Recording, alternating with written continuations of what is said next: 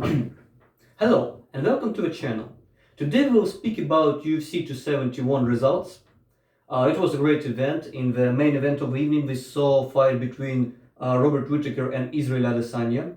Of course Israel won by unanimous decision, and many people in the internet now try to disagree with this decision.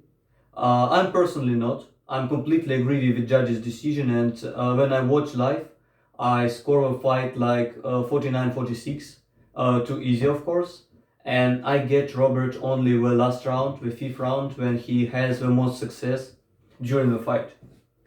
I think Israel was better inside the fight, inside the 5 rounds.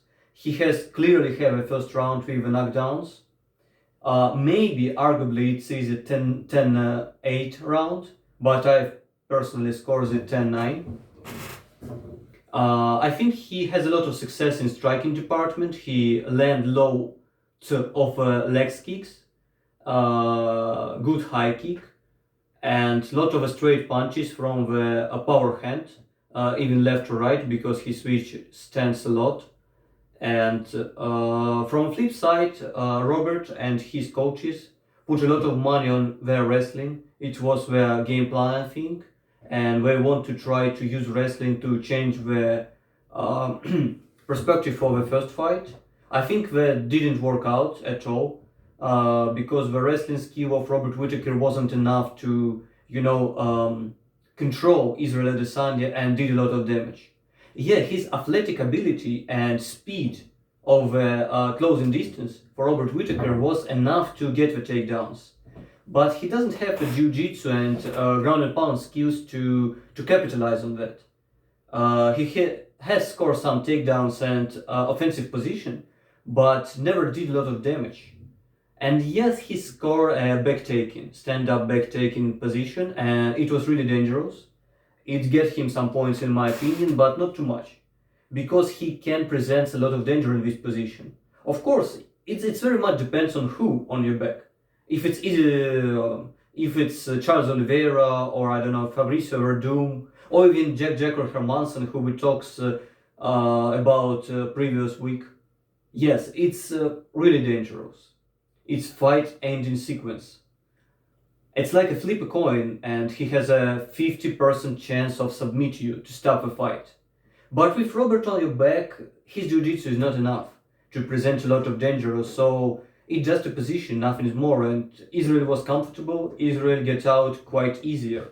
He not even survived during this position. He able to, get back to the feet pretty soon. And I think it speaks a lot.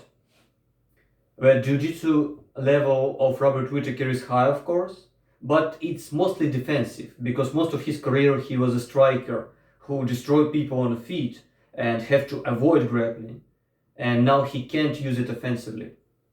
So yeah, I believe that this decision was completely fair. Probably 40, I scored 49-46, but probably 48-47 is okay for me. I think the third round is really controversial. It can go to Rob, even if I think it is too easy, but it can be both way. But says that Rob won the fight. No, I completely disagree. No way for that. I think it is a fair decision.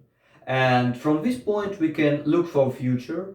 And I think Israel doesn't have a good opposition for the near future for himself. Of course, again, during this tournament we saw how Derek Brunson lose to Kiva Gariwa, Jared Cannonier, and it was quite like I expect. Jared was able to stop the takedown offense from Derek Brunson and knock him out.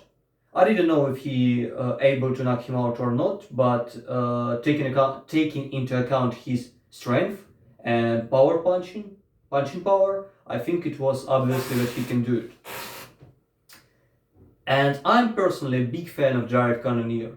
I'm trying to cheering for him since he was a heavyweight. I don't know why, but I like that guy, and I'm really watched him closely throughout all of his career.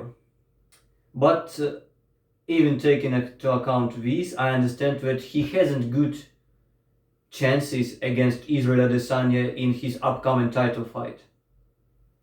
He's a good fighter, he has good power and probably strike harder than Israel Adesanya does. But we understand, can he wrestle? No. Israel Adesanya, I think, even a better wrestler and grappler than Jared Cannonier. And of course, in this match, they both can't use their wrestling offensively. And on the feet, man, I don't know. He's lose everything. He hasn't got such good leg kicks as Israel Adesanya does. He hasn't got this footwork, this elusiveness. He can't switch stand as good as Israel. And he's just shorter guy. It is crazy that he's moved down from heavyweight and from light heavyweight, but still Israel Adesanya has a great frame and has a huge reach advantage. So I think in this potential matchup, Israel Adesanya is a big favorite. Nearly only the lucky punch is the chance for Jared Cannonier. He has power to do it, but his chances are very small. And the co-main event for UFC 271 was Derek Lewis against Taito Iwasa, and it was quite a surprise for me. Little sensation that Taito Iwasa was able to knock out Derek Lewis with his elbow, and it was unexpected for me. But as I predicted in my previous videos, Derek Lewis has advantage in the wrestling department, and he used it eventually. He not use it like the game plan, like try to take Taito Iwasa down. He used it when the case was fortune for do some wrestling. And he did it effectively to give him a chance to hit Taito Iwasa. And if we look back at this fight, before, we try to predict who will land first, because they have such striking power that one who lands first will be won the fight. It's what we expect from this fight. And who will land first? Good shot. I think it is Derek. His land punch on the feet, his land when he get Taito Iwasa to the ground, and most importantly, he land a branch of punch, a good solid punch when Taito Iwasa tried to get back to his feet. And let's try to imagine our fighters in the same situation. When you try to go to your feet, you already hurt at least a little bit, you got some solid punch. And the guys like Derek Lewis, even in a short distance, not the all power of Derek Lewis, but still very solid punch landing on your face. If you Daniel Cormier, for example, what you do? You go straight to the leg, try to hide your head, try to clear your head and buy you some time with your wrestling.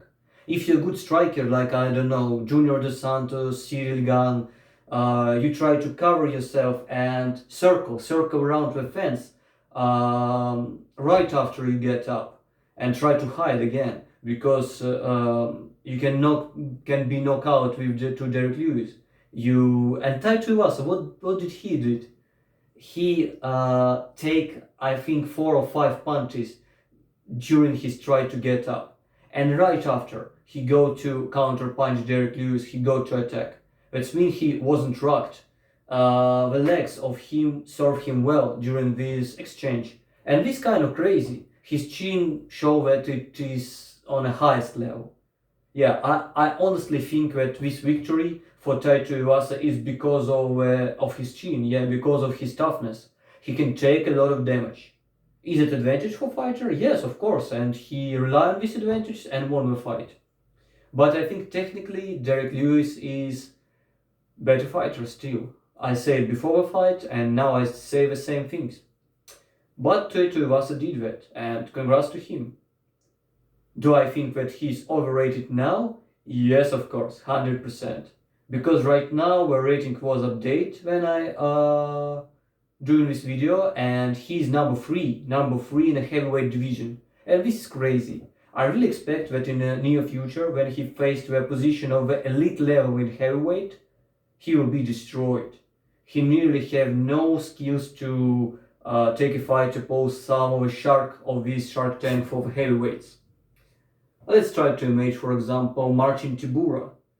This is a guy who is ranked number 9, and many people doesn't concern him as an elite level heavyweight for now.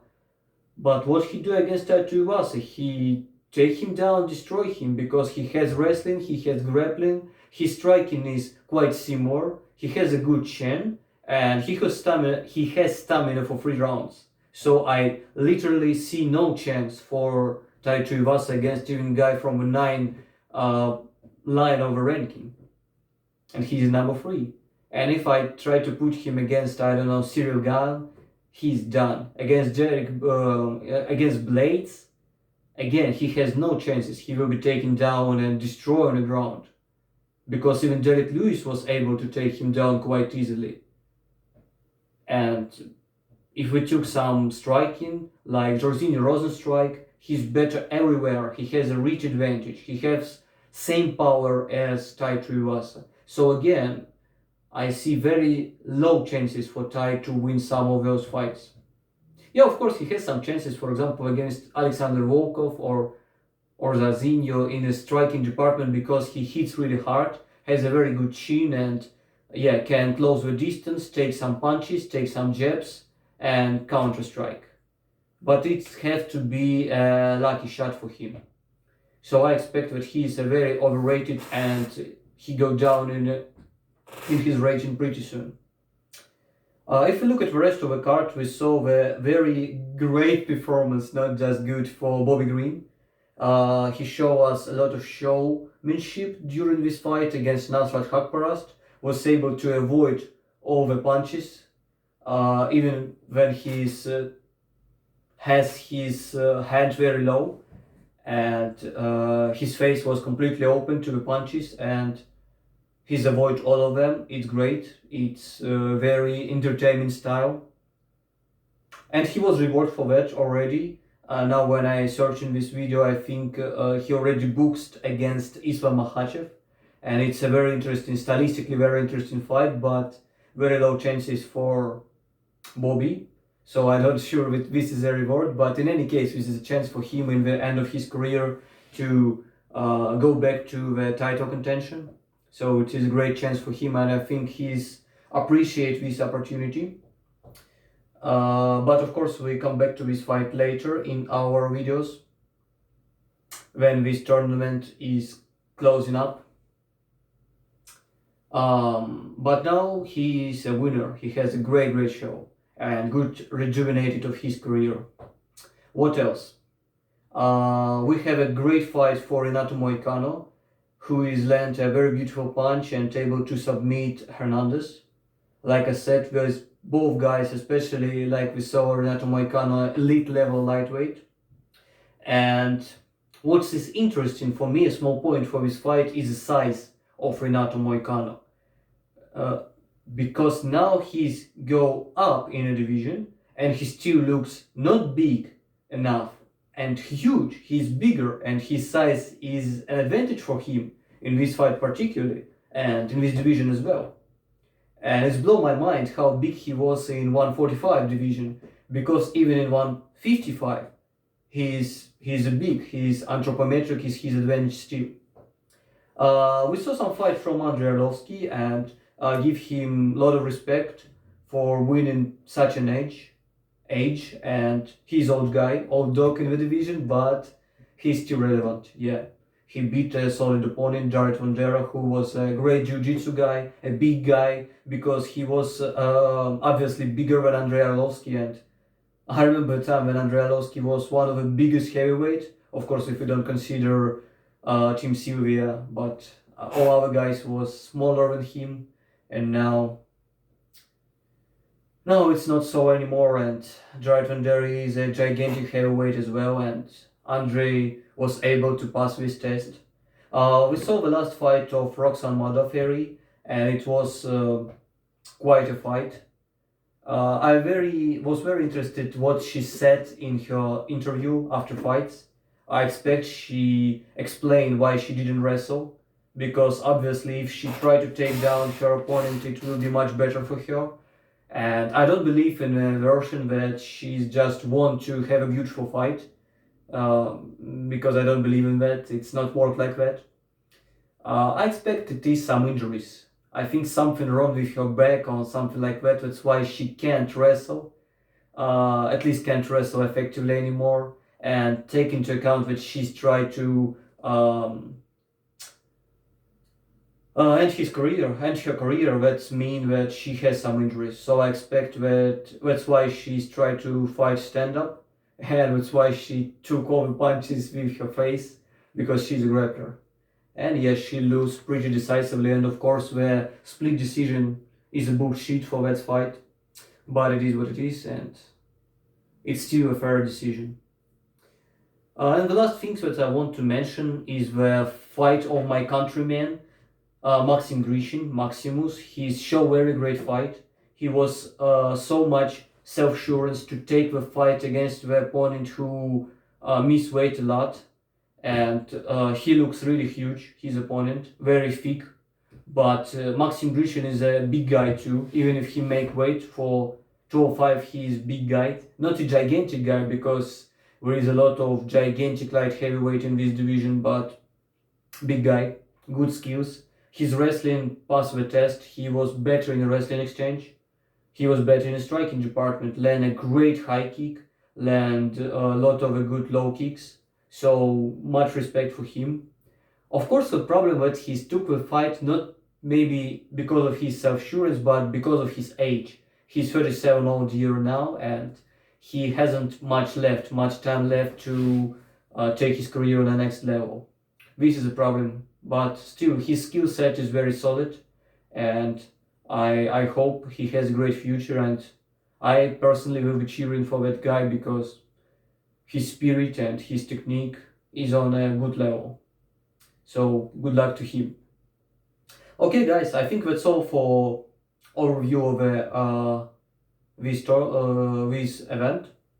Thank you for your attention, and catch you later on the next video. Goodbye.